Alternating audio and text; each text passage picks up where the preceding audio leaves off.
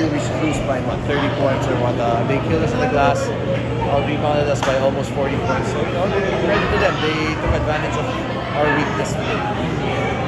Coach, do you like your chances pa rin ba kasi yung landscape ngayon, natalo yung Magnolia and then medyo umaangat yung ibang teams?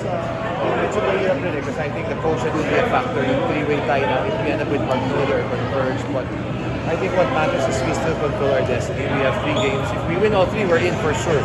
If we win 2, I think we're also in. So yun ang important sa akin. We have to just find a way to overcome whatever injuries, whatever hurdles. And sana makabawi kami sa next game. Yun na, we're playing TNT right away. Medyo struggling. I'm sure it's gonna be a tough test for us.